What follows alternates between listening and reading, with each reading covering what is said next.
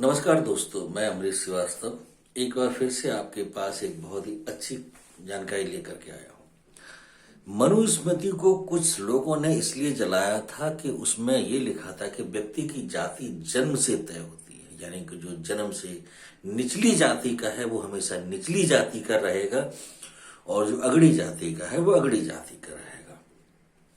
अगर हम वर्तमान समय में देखें तो वहां पर जातियों का कोई वर्णन नहीं था, वहां वर्ण थे, क्लासेस, क्लासिफिकेशन। हम अगर वर्तमान में संविधान की बात करें जिसका प्रचार प्रसार ये कह के किया गया कि यहाँ पे सभी लोग समान हैं, जाति के आधार पर किसी से कोई भेदभाव नहीं किया जाएगा। संविधान के अनुच्छेद 14, 15, 16, 19, 21 ये कहते, मतलब ढिंढोरा पीटते हैं कि राज्य जाति, धर्म, मूल वंश के आधार पर भेदभाव नहीं करेगा, सरकारी नौकरियों में कोई भेदभाव नहीं होगा। लेकिन आरक्षण अगर देखते हैं तो वो जाति के आधार पर ही है। चलिए आरक्षण छोड़ दीजिए, लेकिन जिनको कम अटेम्प्ट्स मिल रहे हैं या जिनको कम आयु सीमा मिल रही है, जिनको अधिक नंबर लाने पड़ रहे हैं, कहीं ना कहीं ये उनके लिए एक मानसिक प्रताड़ना उनकी जाति के कारण ही है।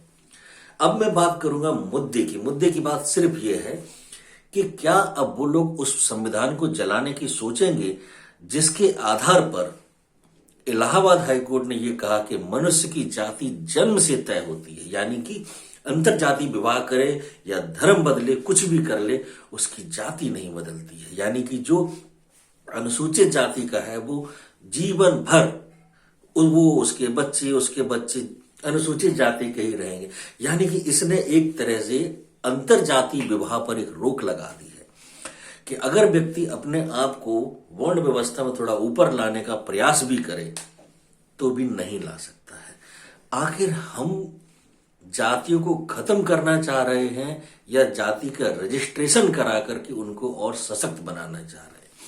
हम जातिगत भेदभाव को मिटाना चाह रहे हैं या जातिगत भेदभाव की ऊंची ऊंची ऊंची दीवारें खड़ी करके उनको और ज्यादा मजबूत कर रहे हैं? हाल ही में हाईकोर्ट का जो निर्णय आया है इसने कहीं ना कहीं हमको ये सोचने पर विवश कर दिया है कि जो लोग मनुस्मृति को जला रहे थे उनके दिमाग में क्या था, और जो आज संविधान में ये बोल रहे हैं कि संविधान यानी कि सभी के लिए समान विधान है, उनका अब जवाब क्या होगा कि जाति तो जन्म से तय होती है।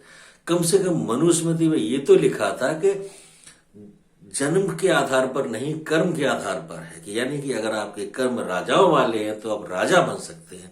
इनका सबसे बड़ा उदाहरण चंद्रगुप्त मौर्य है, और इस राजा से पहले किसी भी राजा के नाम के आगे उसकी जाति नहीं लिखी थी। जाति लिखने की व्यवस्था सबसे पहले, क्योंकि वो मनुस्मृति थी। आज के समय में अगर कोई IAS, IPS, governor, lieutenant governor, राष्ट्रपति भी हो जाता है, फिर भी उसे सामान्य वर्ग का दर्जा नहीं मिलता। ये दर्जा हम नहीं दे रहे हैं, ये दर्जा समाज नहीं दे रहा है, अब ये दर्जा संविधान देता है। तो आखिर ऐसा संविधान क्यों है? सोचिए।